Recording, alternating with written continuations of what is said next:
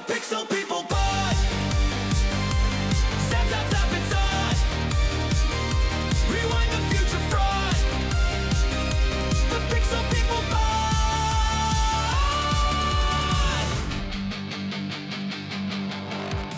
Sup? Time for the podcast. Is that any better, Jen?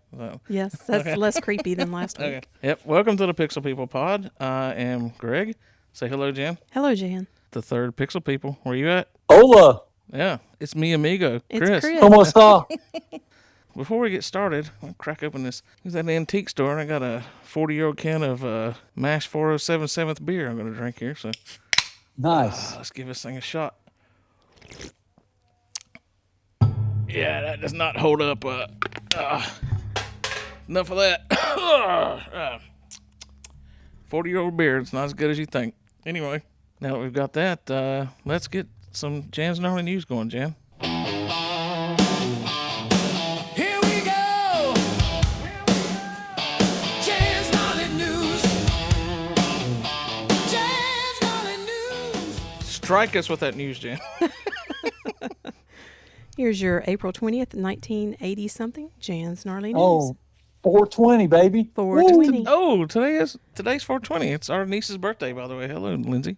Oh, is that what it is? That's what I was talking about. Yeah, too. It was, yeah. It's Lindsay's Yeah, birthday, yeah. 420. And, Woo, and all celebrate. kinds That's what I of was talking about. all kinds of stuff. All right, April 20th, 1980, George Burns, at the age of 84, made Billboard history when his rendition of I Wish I Was 18 Again climbed to number 49 on the Hot 100 chart, made him the oldest person to score a hit on the chart. What was the name of that song again? I Wish I Was 18. I Wish I Was 18 Again. And is 49 really a hit? Yeah, I mean, Not well, top for his 40. age, an old man, yeah. God, that's... Remember when he was like the legend, and you look back now and watch those old guys like George Burns and all, and Uncle Milty and all those guys, and they had like one joke they just run into the ground. Yeah. They weren't Yeah. groundbreaking like comedians now. It was like they put an act on. Somebody asked him if he really wished he was 18 again, and he said, I wish I was 80 again. He hit like 100, and that was it, I think.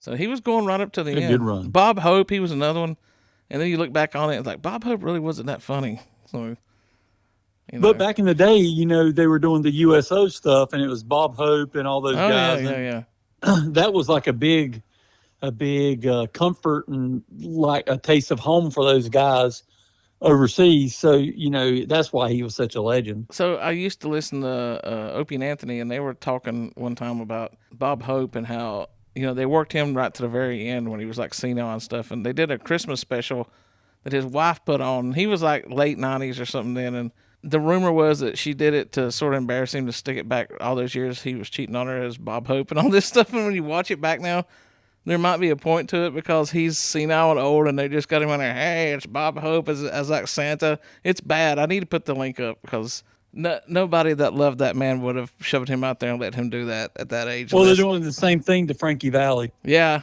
Yes. Greg's like, it's bad. Let me share it. Yeah. Yeah. I mean, yeah. Poor Frankie Valli. I hope that's him just wanting to be like, okay, let's tie this in. I went to haul the trash off the other day, and I stopped, and there's this old man that runs the trash station there, and he's really old. I was talking to him, and he said, no, put it here. Don't put it in that dumpster. And I was like, all right. And I said, I was explaining to him he doesn't have it properly, like signage up there to show you which one to put it in. And I said, I usually take it to the one near my house. And I told him where that's at. And he goes, yeah, so-and-so just run that one for years. And he just retired. He was like 93. He got too old, decided to quit. And I said, yeah, our old salesman at work is 83 now, and he's still working. And he said, I'll work till the day I die, because when you retire, you get old and you die. And that guy goes, yeah, I'll tell you. He goes, how old do you think I am? And he's old. And I was like, early 80s. I'm 89. And he goes, those people that retire in their 60s, they're just lazy. And I was like, okay. I said, well, I plan on retiring in my 60s. I'm going to travel. But I was leaving thinking, it's easy when you're 80-something, you're just sitting in a chair telling people where to throw their trash bag to say everybody else is working is lazy that don't work, But I'm not going to be working at 89. Jan probably will be. She'll be doing something. She'll be out in the yard. Have to come back and check my catheter every now and then if I'm still alive. That'll be a job in itself. Yeah. Not a good job. No. Released April 20th, 1981, The Waiting, from Tom Petty and the Heartbreakers' Hard Promises album.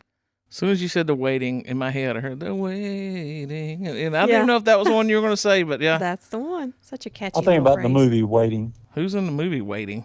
You never seen the movie Isn't it Waiting? a scary movie? No, it's Oh. the one based off the restaurants with Ryan Reynolds. And it's back in the early 2000s. It was kind of a behind the look at what people perceive the restaurant industry to be with servers and cooks and all that. So it's a funny movie, though. Yeah, I never watched that. We keep wanting to watch The Bear, and I keep forgetting to watch it. But I've heard it's good. I tried to watch it. I got through like 2 episodes, and I just wasn't. The whole super- thing about that is they say that it's one of the most realistic showings of like the back end of a working restaurant. Did you find that? I don't know if I got deep enough into Okay, it. okay. You know, Yeah. I mean, 30 years of being in the restaurants, you know, I kind of seen it all, but I haven't gotten deep into it, so I don't really know. Okay. April 20th, 1981, Girls School released their album Hit and Run. Did y'all Girls' listen to School. Girls School? No. No? Okay. Never heard I of like them. the song by Brittany Fox, Girls Yeah, School. That's the same thing.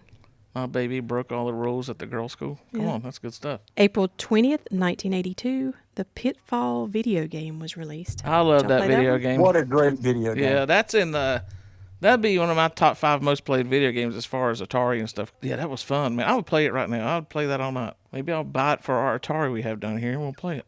That one holds up, I think. I mean, it would probably be really good. Well, it'd be too graphic-y now, but they should come out with one for like the new PlayStation 5, Pitfall. Maybe they will. You know what it is, don't you? Re-release. Did you see what it was? You're just swinging through like a jungle and, swing through the trees and there's crocodiles and stuff in the water and you're trying to swing, grab onto the next vine, swing.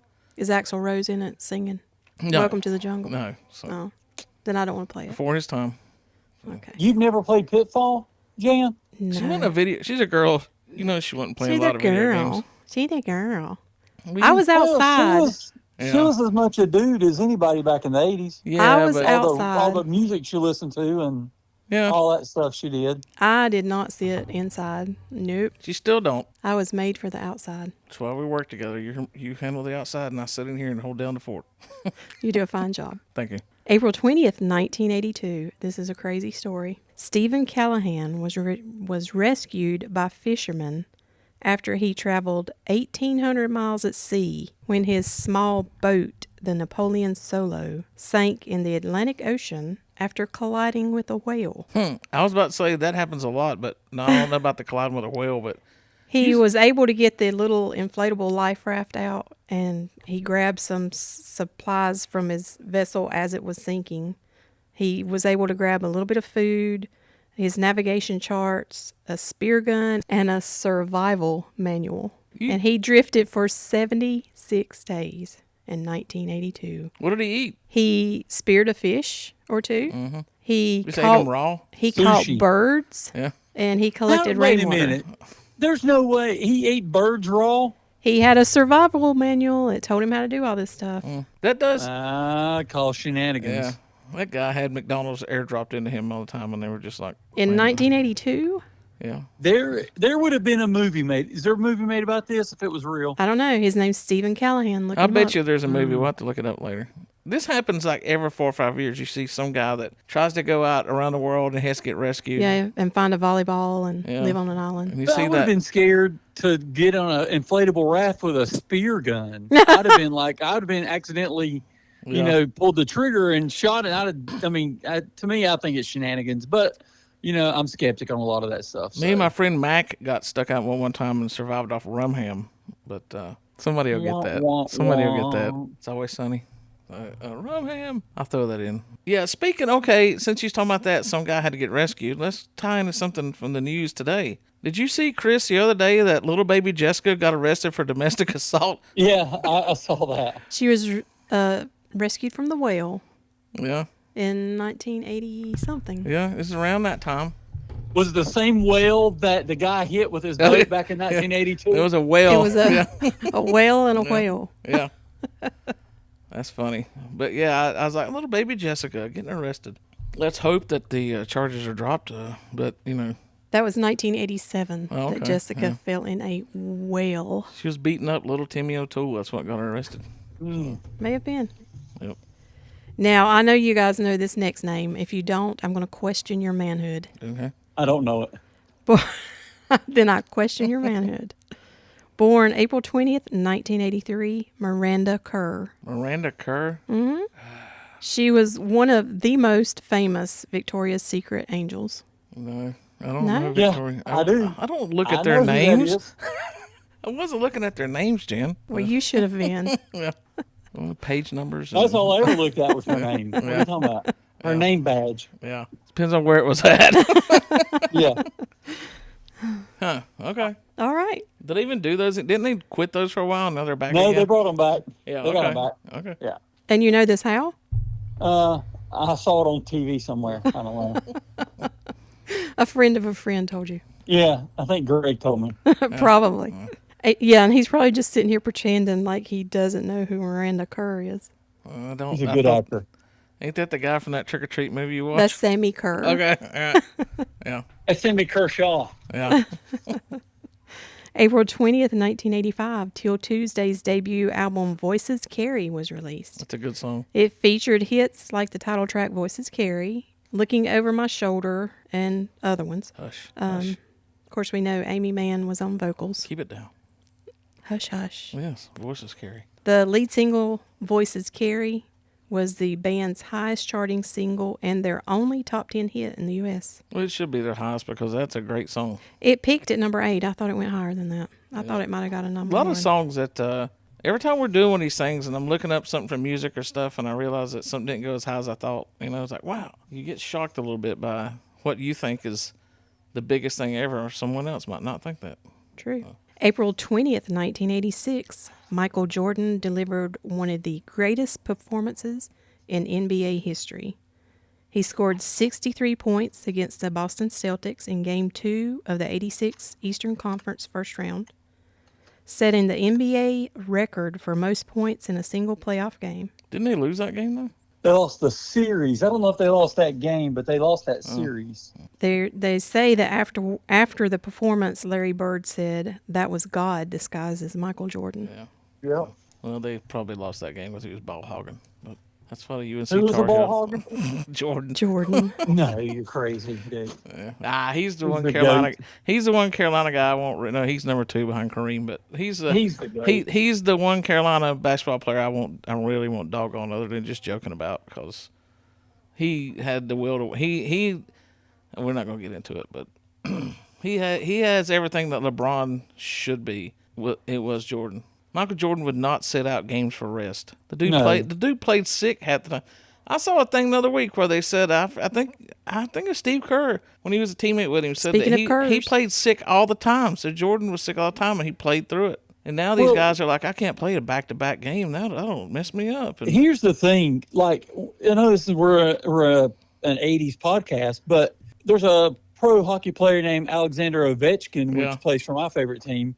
And he's going in now. He's going to be playing, if he comes back next year, his 22nd season. Yeah. So they play same amount of games as basketball players. They play 82 a year.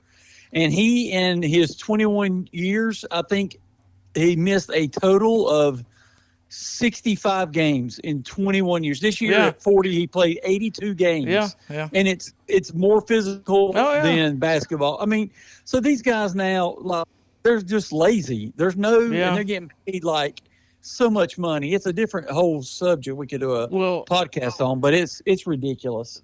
the other night, the next to last game, I think, of the season, or it might have been the last game of the season, had the Denver. What's Denver's team? Nuggets. Nuggets. Man, I really not followed a whole lot. The Nuggets versus Oklahoma City Thunder. Shane Gilders and Alexander, whatever, the star on. Overrated. Sorry. Sorry. He's leading MVP candidate, and He's not. Nicholas Jokovic Yeah. is like the best player alive right now. Oh yeah. Was on the other team, and they're both like MVP like threats, and they both sit that game out. And it Well- was like, I know it's near the end of the season, but some people save up to take their kids like one game Yep, a year, and you exactly. point that out like, oh, you can see like the best player in the world playing here, and let's go watch him. And then you go there and they start all like 5 backup players that you don't even know their names. It's like, what? Yeah. I would demand my money back. That's exactly. You the don't whole go to a problem I have NASCAR with race that. to see, like Kyle Larson or like a He won last week, so he took this week off, and we got, a guy from the truck series running his car. There's some guys used to drive with broke legs. It's like there's a whole different mentality people have versus we're men shaking our fists at the clouds, so we're old men. So. We're old to get off my lawn. Yeah. Go ahead, Jen. All right. April 20th, 1987 was the premiere of G.I. Joe, the movie. It was an animated spin-off film for the animated series G.I. Joe. I think I was A Real driving American then, Hero. so I didn't see that. I never was a 87. G.I. Joe fan. I don't think I've even seen the live action ones. I know they've done. people I that don't- collect all that stuff and big time G.I. Joe. I didn't even watch the live action. I was just never. I had some like little toy tanks and Warmen, but What about G.I. Jane? No, nope, No? nope. Okay. So, That was a good movie. The only thing about G.I. Joe is I will say, and I learned this from watching, I think, the Toys That Made Us, and their G.I. Joe figures originally were like big figures, like 6-7 inch tall figures. They weren't the little figures you have now. When you collected a G.I. Joe figure back in the day, it was a big figure, and then they eventually cut them down small, but they were the ones that like kept the big action figures going for a while. Anyway. Next. April 20th, 1988, Moonwalk, Michael Jackson's autobiography, was released. Moonwalk. I was about Within to- its first week, it hit the bestseller list in 1 week. Oh, I'm sure. Within a few months, it had sold over 450,000 copies in 14 countries. I bet Paul has that book. Probably. We should ask him. Yeah. I would be hesitant to read an autobiography of someone under the age of 60. Just because they have so much more life to go, and I think that they're probably like a puff piece at that age, So, I mean, I've read, Keith Richards, but he was in the 70s. Sammy was in his mid to late 60s when his came out, and, all these guys. And I've listened to a lot of rock autobiographies, but they're all in their 70s and stuff when they put them out. You hear guys put out autobiographies now in their 30s, these people, it's like, what have you got to tell me that I really need to hear at that early age? What could he have told us? Well, I guess Michael Jackson did live a big life as a kid compared to most people. So Yeah, he started in Spotlight. yeah, what, 5, he was a 6 little years kid. old? Yeah, so I guess maybe he did have, but how honest can you really be in an autobiography? Unless you're old, and Yeah. you just want to tell the whole story. Be interesting. Maybe we'll ask Paul. We will ask Paul and find out how that book is. I'm writing it down so we don't forget. Okay. All right. Y'all thought the Stephen dang it. Are you having a hard time tonight? I am. She's drinking that old mash beer I threw away. Oh, nice. Pretty potent stuff. Yeah. Y'all thought the Stephen Callahan story, the guy who survived in the inflatable life raft Boat with the boy, spear gun, was Yeah. crazy. Yeah. This next one takes the cake. Okay. April 20th, There's 1989. There's no Okay. cake. Okay. I always Settle like to down. say- Settle down. April 20th, 1989, Patricia Meehan vanished. She was a 37-year-old woman from Montana who was driving near the town of Circle when her car collided with another car. She stepped out of the car, blankly stared at the other driver for a few minutes, and then walked off into a field and disappeared. Why nobody chased after her? Well, I don't know. Because there were witnesses. They said, hey, she had a blank stare. She just stood there looking, and she walked away. And they all let her walk away. Could have been a hayfield. If it had been like me, I'm allergic. I'm not going after anybody in that. So. Could have been. Oh, no, those are Look at allergies. bees. Let her go. They're Yeah. pretty sure that she had suffered a head injury, Oh. or she got disoriented, Yeah. or possibly amnesia. Yeah. But to this day, I mean, no she's idea. still missing? Yeah, never found her. Walked into a field and disappeared. There's been 5,000 sightings of her, but You're none of saying them that more led to than her. one witness saw her walk away? More than one witness. Okay. It said witnesses, plural, Okay. watched her walk away. And she was loopy, just dazed. Somebody's going to go search for her right now and find her like 100 feet from where the crash was. And she was buried underneath her. That's how they find people now, 100 feet from where Yeah. We've searched for, baby Billy for 2 weeks, and we found his body 20 feet from their house right here in the ditch. It's like, what's wrong with you people? Way to bring the show down, I'm just Greg. saying, it's every time. We searched for 2 weeks and expanded the radius, and he's in the neighbor's yard. It's like it's every time. So, yeah, someday that'll come out. Thanks to the DNA stuff and the way people are doing stuff, somebody's going to eventually, that'll get solved, I bet. Hopefully you know. for her family. Yeah. There you have Jan's Gnarly News.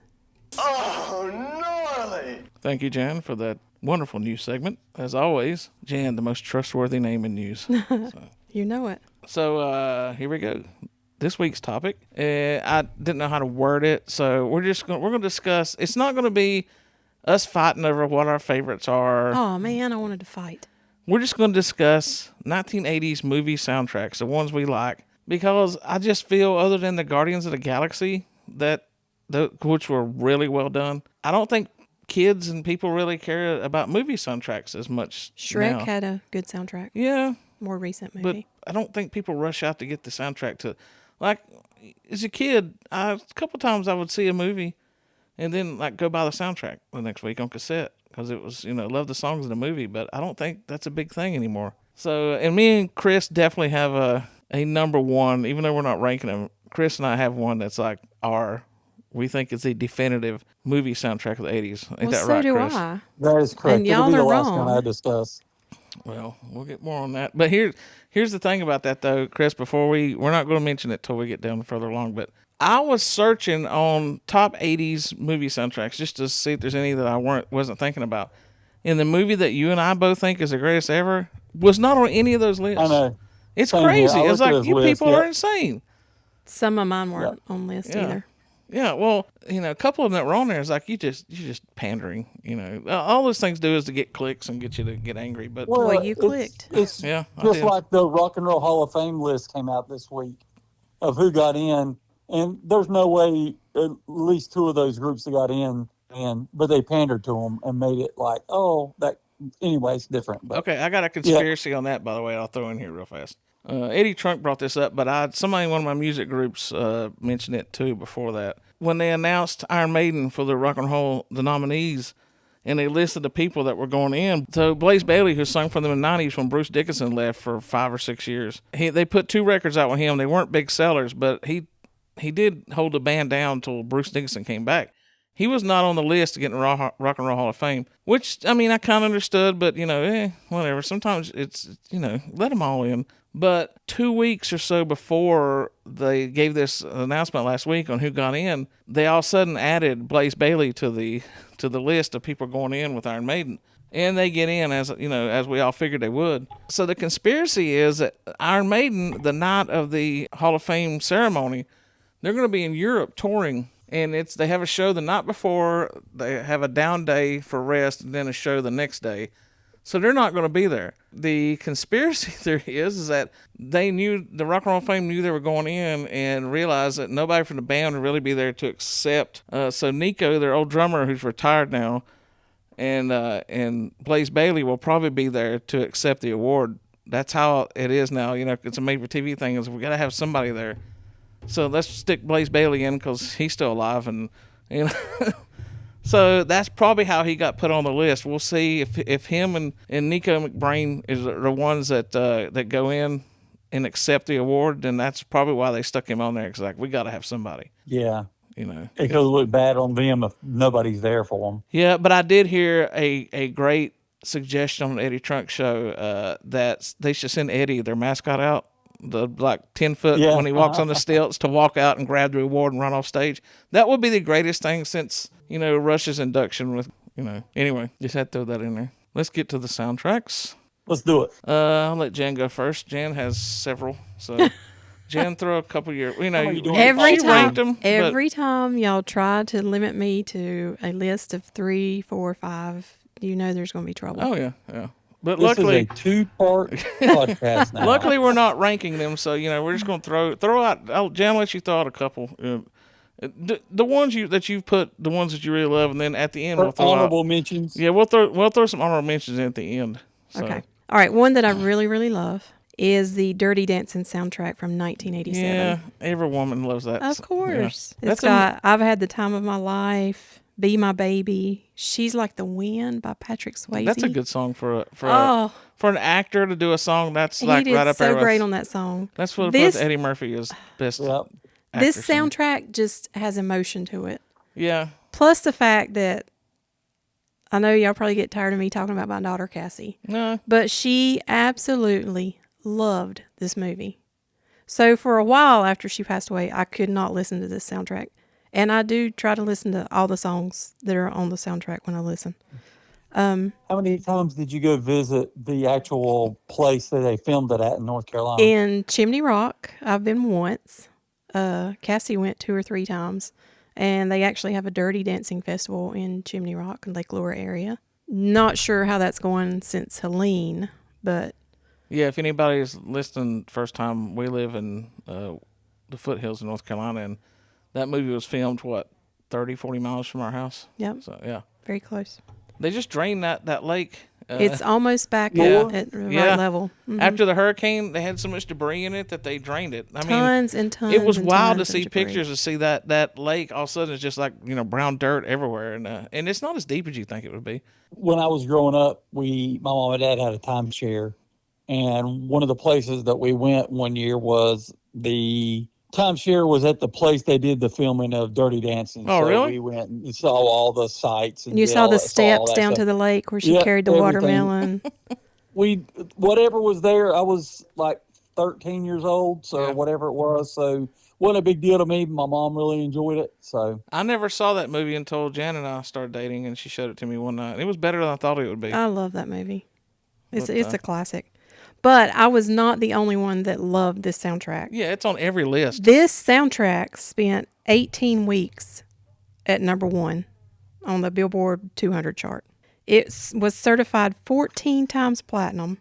It sold 32 million copies, and that made it the number 1 best-selling soundtrack of all time. Yeah, I could see that. So I wasn't the only one that loved this soundtrack. Yeah. The older music that's on it, I love it.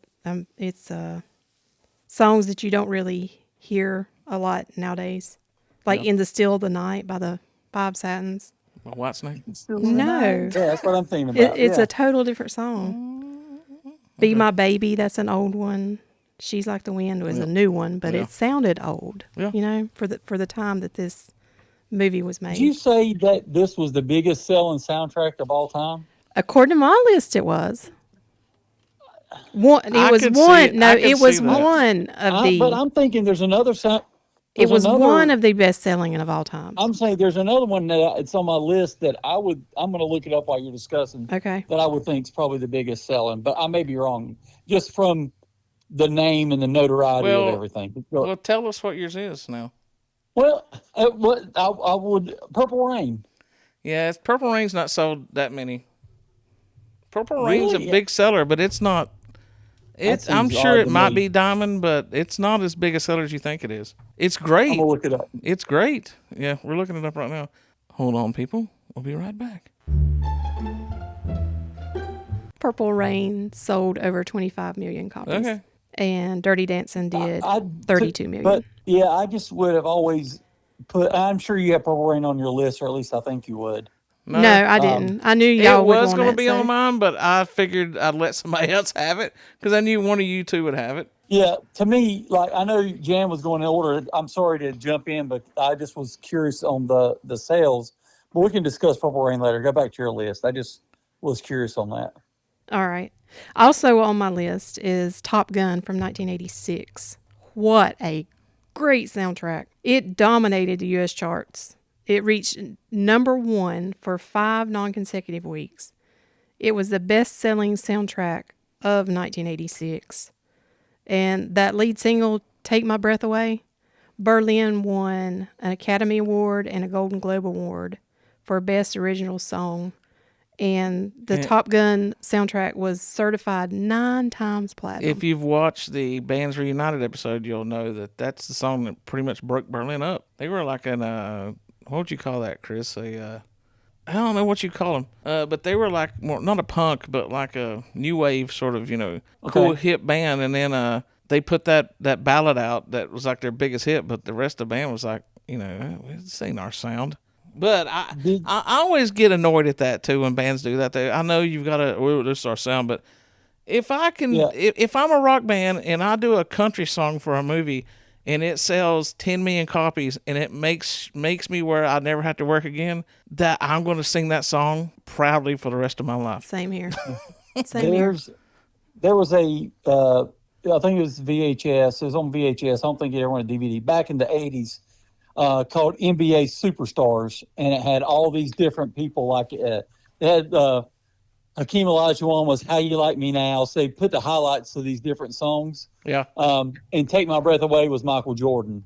And that was, I associate that song more to that video Yeah. than I do the movie soundtrack. But that is a phenomenal soundtrack. Oh yeah. It has Danger Zone by Kenny Loggins. Mr. Soundtrack of the 80s. Yeah. Yeah. It has You've Lost That Lovin' Feeling, the Righteous Brothers. It has Hot Summer Nights, the Miami Sound Machine. Playing with the Boys, Kenny Loggins. Take My Breath Away, Berlin. Michael Jackson song. Sitting on the Dock of the Bay, Otis Shut up, Redding. Ray. Great Balls of Fire, Jerry Lee Lewis. And it also has Cheap Trick, Mighty Wings. It's phenomenal. What was the Righteous Brothers song? You've Lost That Lovin' Feeling. Yeah, that was Rebecca's favorite song on Cheers. That's how I know. I mean, I knew that song anyway, but whenever I hear that song now, I think back that was her song that always swept her away on Cheers. I love Cheers, by the way. We're gonna do an episode on that. But Okay. anyway, yeah. I mean, that's on every list too, and it is a lot of those songs are radio played. So, Chris, give us one. Go ahead and do Purple Rain since we talked about it. Well, I did Purple Rain, and of course, to me, that is still one of the things that I can listen to today from beginning to end. The songs hold up. Everything about it seems like it could have put it out last year. It's just amazing. Let's add something here. As we started doing this, I was talking to Jan about this. There's two types of movie soundtracks, but they both count. There's the movie soundtrack where there's several, and I've got one, where an artist does all the music for the movie. The entire soundtrack. Like is Purple one Rain. artist. Jan's got one of those coming up. I have one in my, coming up, and where they do it. Then there's the compilation soundtrack albums. They both count. And Purple Rain, it to me is like almost so great it almost don't count as a soundtrack, but it does because it's that it's the music for that movie. Yeah. I think the movie came out first. I don't remember the way that. I don't remember. If They were the movie close. I don't remember how they. I don't remember which was which, but with that, I mean, you have the title song "Purple Rain," which, if anybody remembers the Super Bowl when it rained and Prince is standing in the rain, playing that song. I mean, that's the greatest Super Bowl performance of all time. Yeah. And then it's like, I love the song on there. "Computer Blue" is a great song on there. Darling Nikki. I love Darling Nikki. Oh yeah, when I was a kid, I was like, "Oh, that's a great song." Yeah. You Just don't play it around your because parents. Yeah. Yeah. Then it had "When Doves Cry," which I remember. Oh, yeah. Like, I mean, everything on that. I mean, "Let's Go Crazy." I Would Die for My- You. That's I Yeah. would die for my favorite that album is all modern killer, rock- no filler.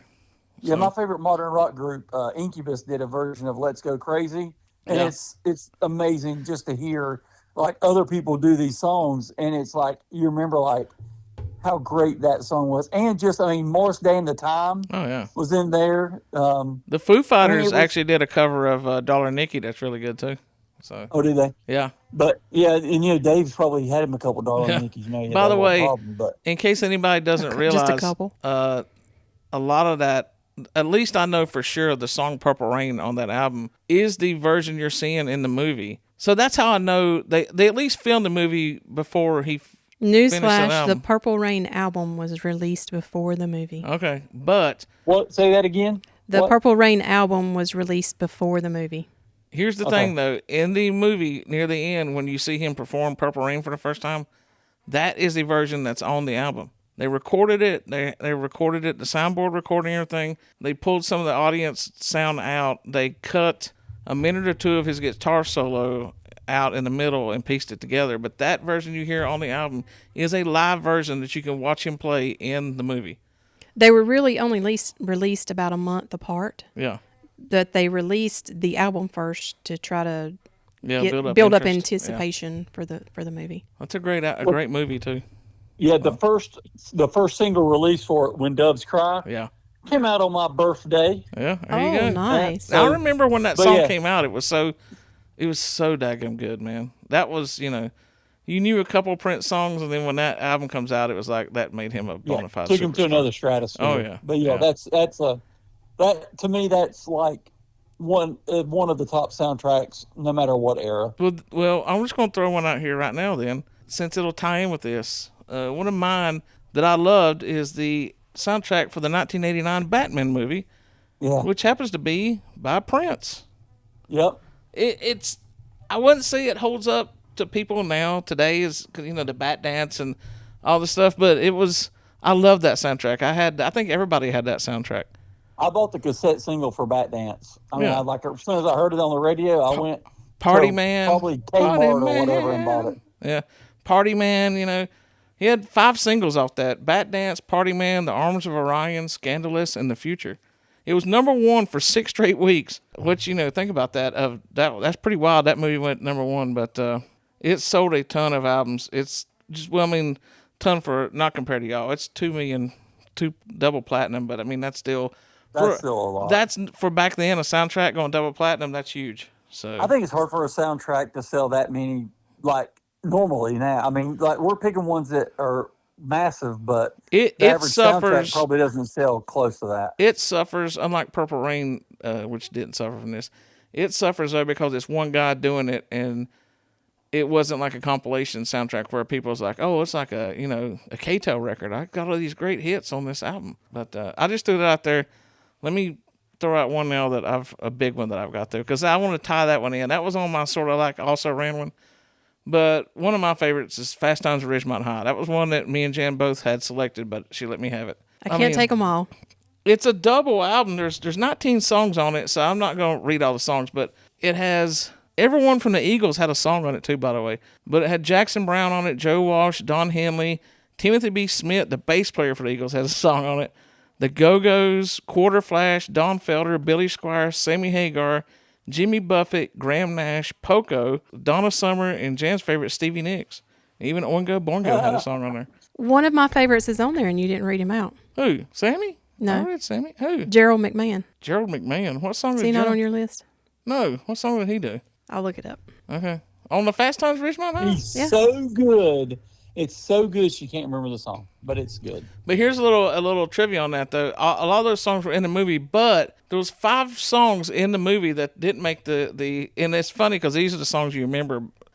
"Moving in Stereo" by the Cars was not on the soundtrack. "American Girl" by Tom Petty. "We Got the Beat" by the Go-Go's, which is the opening theme, and my favorite in that, if you look in the movie where Damone tells him how to pick up a girl, always play side 2 of Led Zeppelin 4, and that'll get the girl every time. And when you get in the car, he's playing Kashmir.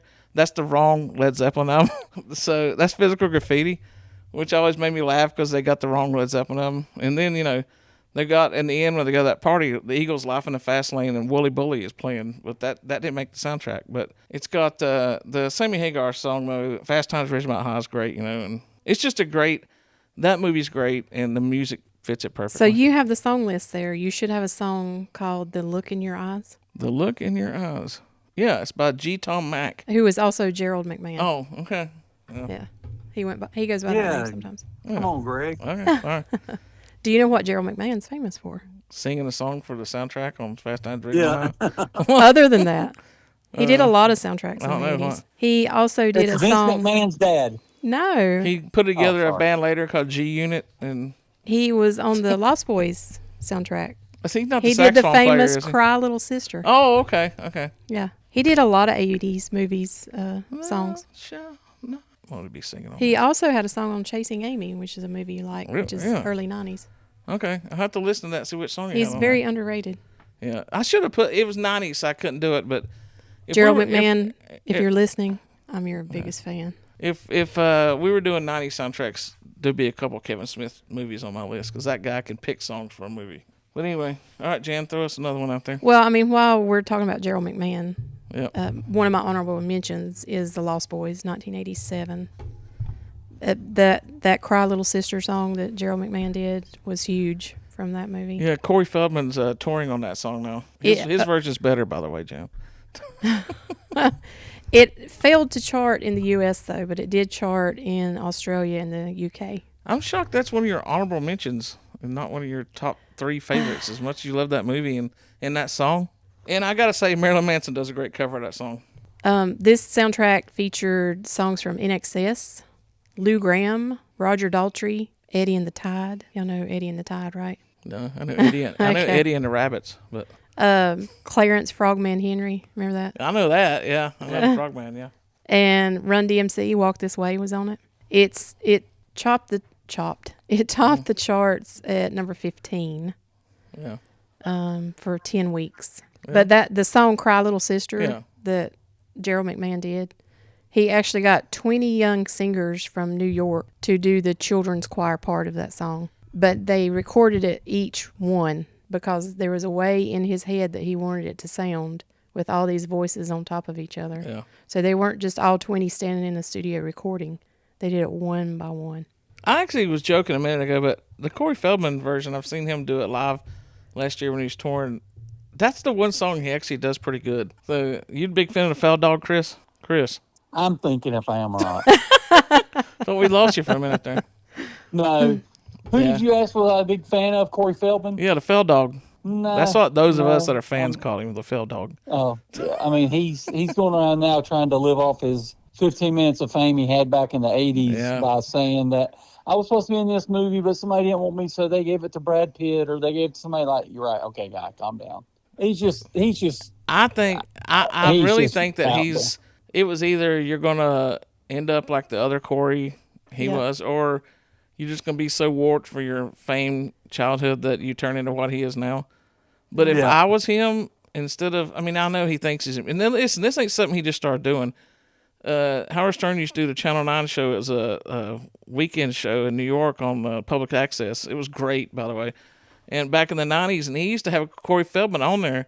And Corey would dance and sing on that show. He's been in it. He was doing the same moves he's doing now. He was stealing.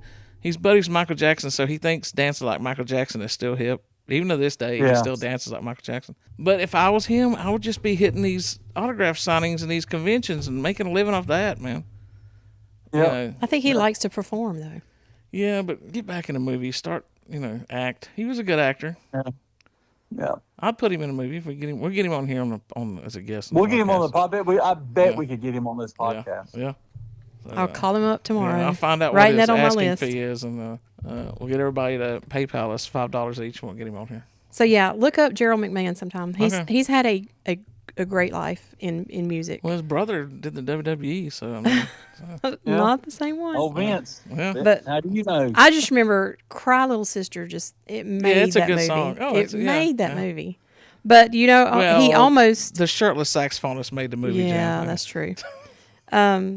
McMahon almost didn't get to sing this song though. They brought in Phil Collins and Steve Perry to sing this song, "Cry Little Sister." But Atlantic Records executives rejected those two and wanted McMahon to do it. Okay. McMahon also did, like I said, he's got a song on Fast Times at Ridgemont High, Spring Break, All the Right Moves, Hard Bodies, Chasing Amy. He did a lot of soundtrack songs. There's some people that just do that though. Sometimes they put together songs for soundtracks and get musicians in to sing it. So. Which we'll talk about on the Rocky soundtrack. Sorry, I gave one away. Sorry, I'll edit that out. All right, Chris, what's another one of yours? Leave the big one to the end. Oh, I am. Here's one that I've got. Like, I know you're throwing your honorable mentions and you're throwing your other ones out. I'll just kind of say one of the ones I put on my list that's not my top three. Yeah. If Footloose. I mean, Footloose had 7 singles off of that album. That's on my list. Yeah, Footloose was just, it was just that perfect point in time. We were teenagers. It was just, we lived in the South. It was this stuff. It was just like, I don't know. It was just something that resonated with that album. And it was another, Kenny Loggins is on this one again. So I was going to Mr. say, Soundtrack. Kenny Loggins. He's on one of mine Mr. coming up Soundtrack. too. Yeah, Yeah. but that was a great soundtrack for me. And I know, Jan, you can go more into it if you want to, since that's on your list of the ones you want to discuss. But for me, one that I'm sure y'all don't have it on your list. It barely got it. It made it into the 80s in 1980. It was Urban Cowboy. I remember that movie. I don't remember the soundtrack though. I love that soundtrack because my dad. We went to the drive-in movie theater to see it with my dad when I was younger at the old Hickory Drive-In Theater, which was by my house. It was like I was like a quarter of a mile from that drive-in theater. Yeah. And I remember we went to go watch that movie, and I think they showed, I may have it mixed up, but it was that and Coal Miner's Daughter. They showed them as back-to-back or something. I remember going to the drive-in to watch those. But it was just something about Urban Cowboy. And John Travolta was in his heyday. You know, he was all of these dance and stuff. He'd already done Saturday Night Fever. Yeah. And he comes on there, and it's just, I mean, it was a phenomenal album. And I picked this one because it's not like anything else we pick, because this is a country-based, you know, more country themed. I mean, Charlie Daniels band's in it, you know, Mickey Gilley, stuff like that. It had 4 #1 singles in it. I mean, one of the most popular songs in the history of music, The Devil Went Down to Georgia, is in there. Oh, yeah. You know, it had Looking for Love by Johnny Lee, Mickey Gilley, Stand By Me. It had another one was Could I Have This Dance by Ann Murray. And even had like a number 4 song by Kenny Rogers called Love the World Away. So it was just all this great, great country music. And it was just this average dude who was struggling to survive, and he was going to make it successful riding a mechanical bull. You know, and it was just a phenomenal thing. And that music is just timeless, in my opinion. So that's why it's on my list. Yeah, I would listen to that. I like all those country guys. Yeah, it's great. It's just great. And if you haven't seen the movie, it should be on your list of stuff to see. Yeah, okay. I haven't seen that movie. I have, but it's been probably 30 years. I Jan, think Greg would like it. You want to add anything on to the Footloose thing? Just that it was, it actually reached #1 in 1984. It was the top of the charts from April 21st to June 23rd. My notes say that it had 6 Billboard Hot 100 Top 40 hits. It had 2 #1 songs, Footloose and Let's Hear It for the Boy. Ooh, that's a good song. The song Footloose, just that one song, was #1. Let's hear it for my baby. She got the stats. Good job. It was #1 for 3 consecutive weeks. So, yeah, that Footloose soundtrack was huge. Yeah. Well, I said it had 7 singles. They just sung 7 songs that were released. Okay. It doesn't have it listed as top 40 or whatever. Just 7 songs were released off the soundtrack. Gotcha. So I guess 6 of them then were in the top 40. Before Which is crazy. I'm going to throw out, before I get to my, go ahead, Jane, you got one more thing? Well, I was just going to say, I mean, you can't go wrong with an album that has Quiet Riot, John Mellencamp, Kenny Loggins, Denise Williams, and Sammy Hagar. Yeah. All in one album. Yeah, that's a good 80s mix. I'm going to throw out 2 right here of mine real fast. They're 2 very different albums. The first one is the soundtrack to the movie Heavy Metal, which I know nobody has, but it's probably one of the more famous soundtracks. What's crazy about that is I listened to Sammy Hagar this week a lot and listened to that song. Chris, have you seen the movie Heavy Metal? And it never occurred to me to put this on my list. I think I have. It's a cartoon. I don't know if I have or not. It's man. Canadian animation, and South Park even spoofed it in an episode. And I'll post the name of that episode for people to watch because they spoof that movie and the animation and the music. It's a great episode. But it came out in 81. It peaked at #12 on the Billboard 200. The film's theme song, Heavy Metal, Taking a Ride by Don Felder, was the big hit. It got #5 on the mainstream rock chart. But this album has the song Heavy Metal by Sammy Hagar, has songs by Devo, Blue Oyster Cult, Cheap Trick, Don Felder, which me and my brother-in-law Bill used to argue all the time. Glenn Fry used to just always run his mouth about Don Felder. Especially in the Eagles documentary, Glenn Fry was talking about, he can't sing. That's why, because one of the things the Eagles had a problem with is they did a song in the 70s and Felder sang it, and then when they took him out for dinner that night, while they was at dinner, Don Henley went in and erased his vocals and recorded him singing it and didn't tell him until the record came out. So they're always dicks to him.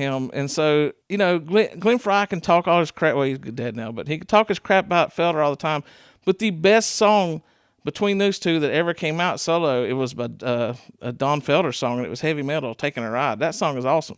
And everybody knows that song. Even if you don't know the name of it, you hear it and immediately you're like, yeah, I know that song. So it had Nazareth, Journey on it, Grand Funk Railroad, Cheap Trick, Black Sabbath, Stevie Nicks, another one right there. I mean, everybody was on that album. It's a fun movie to watch. I don't know if it holds up as much now, but it's animation, so, But the other one I had, though, was the total opposite, is the soundtrack to Spike Lee's movie, Do the Right Thing. and it's it's rap and hip hop.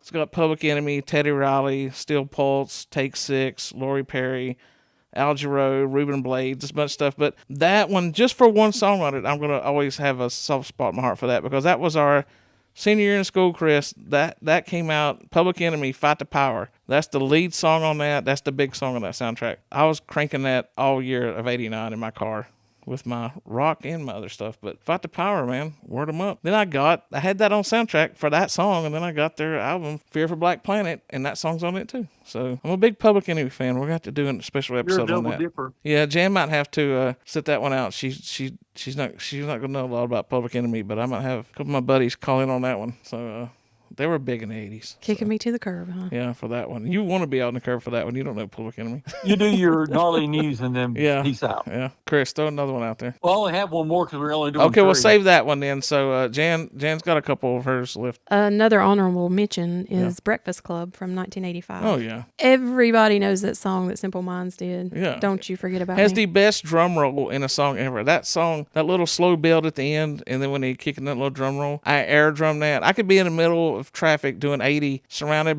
by semis, and I'll still take my hands out the wheel and do the drum roll, that part, the drum break. I love it. It's a great song. Yeah. But the rest of the album, Wang Chung has one, Fire in the Twilight. It only peaked at number 17, sold 550,000 copies. So it's not one of those albums that I can sit and listen to the entire album. There's just 2 or 3 songs on it. Yeah. So that's why it gets an honorable mention. Yeah. We'll just let you run yours off. All right. Another honorable mention.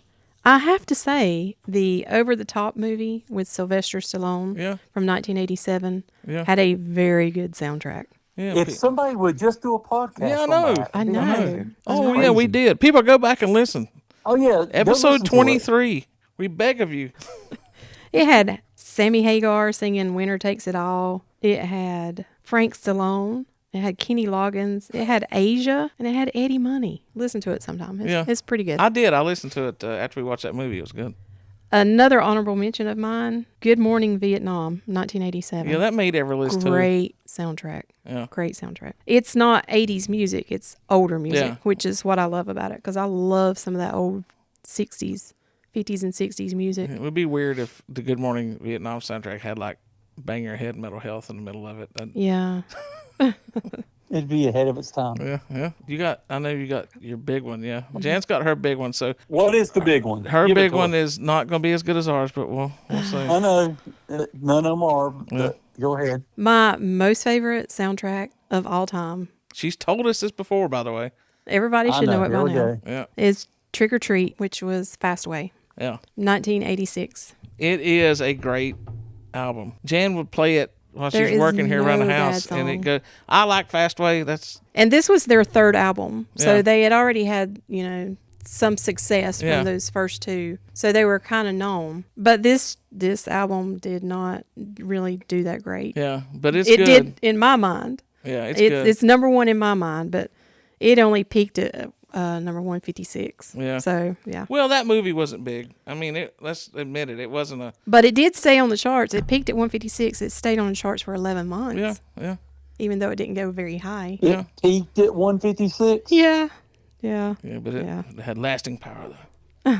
But yeah, that movie was not a massive, like probably a 30 or 3,000 theater release. So I mean, it's not going to be big. There is no bad song on that soundtrack. I'll agree, because you've played it enough where I've got hooked on it. I and know every song by heart. I It's mean, I really good, listen to Chris. Listen to it constantly. sometime. It's really good. I'll give her credit. It's not as good as our number 1, but it's good. I mean, the movie had Gene Simmons and Ozzy in it. Yeah. Ozzy played a preacher who's fighting against rock and roll. It's pretty funny. So, yeah, it's good. Let's get to mine and Chris's. But before we do that, I have one last one. Well, I have 2 that I had as honorable mentions, but one of them was I had to throw it in here because all your Kenny Loggins, one of them was Caddyshack soundtrack.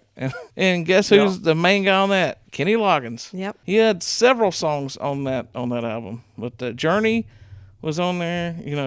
It's a good album, but I just had to throw it in there because we've got, Kenny Loggins, the man with the plan when it came to soundtracks. And my other one that was honorable mention, which I don't think any one of y'all thought about this one. Who Made Who? AC/DC. Great Which was soundtrack. like, I never saw Maximum Overdrive.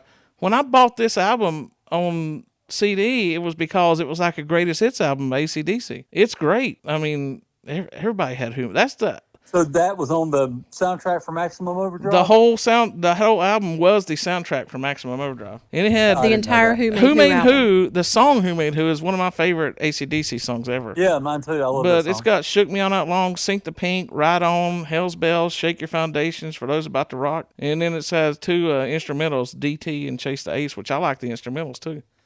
So yeah, that's a great album. But it's a lot of people do not realize that's a soundtrack. But right off the bat when we did this, I was like, oh, Who Made Who for sure. So that brings us to mine and Chris's. Before Chris announces what this isn't just my favorite soundtrack of all time. This was one of my favorite albums and one of my most played cassettes I ever owned. And Chris, go ahead and tell us what it is. And I will tell you ahead of time, it didn't sell 32 million copies. Right. Didn't sell 25 million copies. It sold 1.6 million copies. Right. So went platinum, so it did pretty good that way. But it's from the greatest film in this series of movies. By the way, before It you say is. it, Chris, it did get in the top 10 on the Billboard 200 though, so it did get up there. Okay, good. So yeah. Yeah, and it's only 43 minutes long, so it's like a nice drive to work. Right. You can listen to the whole thing. It's really good. It is a little album from a little movie called Rocky IV. Exactly. The The greatest. greatest movie soundtrack of all time. Jan, I'll die on that hill. I'm not with you on that one. Jan, come I'll die on on now. that hill. It's a good soundtrack, but it's not the greatest of all time. Jan, I think it is, and I think you can change your mind because How many copies did it sell? Jan, If I can change, and you can change, everybody can change. But I don't like change. but Rocky tells you can change, Jan. If Yeah. Russia can If we change can and do it, appreciate anybody can. the American superiority of our boxers, you can change and appreciate the superiority of Rocky IV soundtrack. I'm not saying I don't like it. I'm just saying there are better ones. No. Me and Chris are going to Well, How many copies did it sell? It don't matter. What? It don't matter. How many copies did it sell? How high did Trick or Treat get? 156, you said? This was the top 10, so I don't want to hear it. Burning Heart, Survivor, which great song. Hearts on Fire, John Cafferty, great song. Double or Nothing, Kenny Loggins and Gladys Knight, great song. Eye of the Tiger, come on, Eye of the Tiger, Survivor. I agree. That's a great song. Living in America, James Brown. Oh my God, that's such a great song.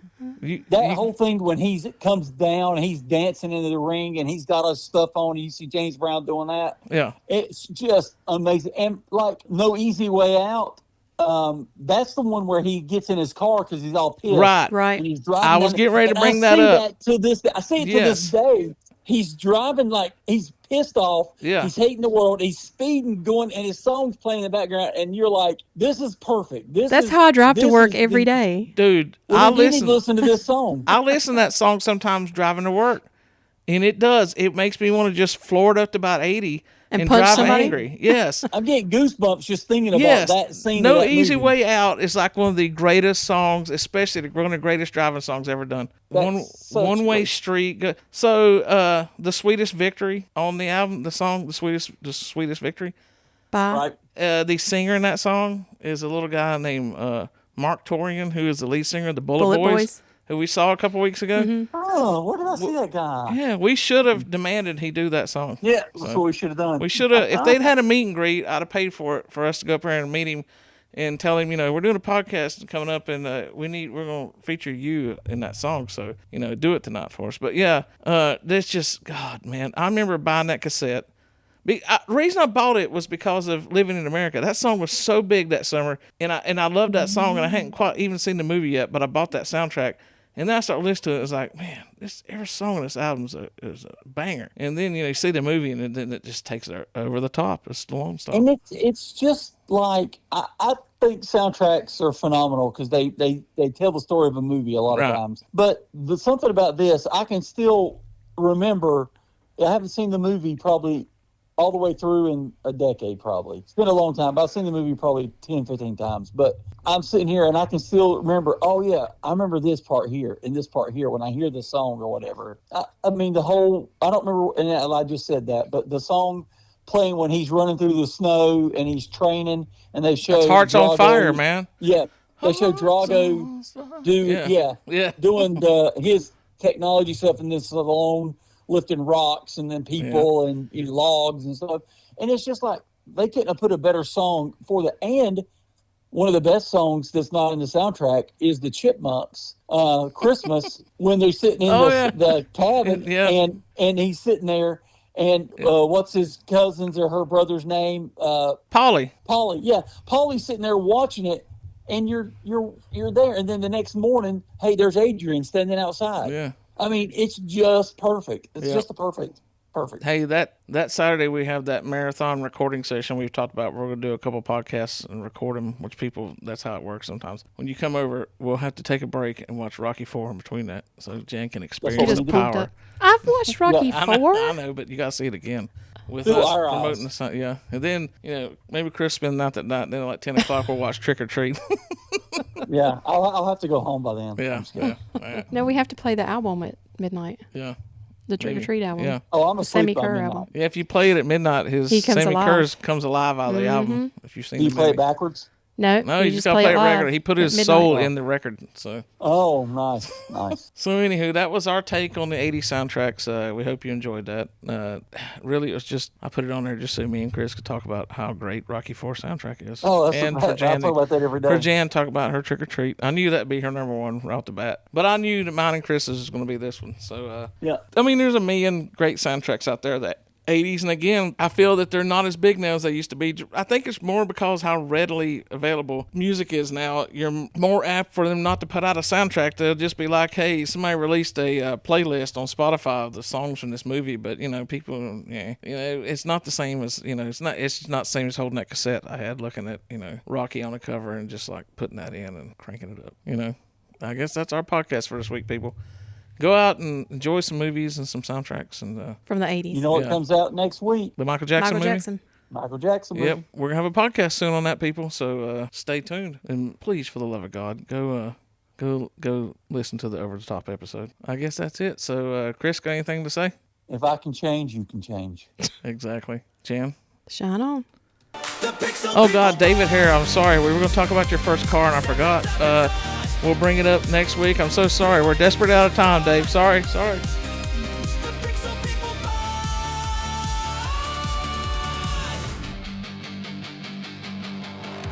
Thank you for coming to our podcast.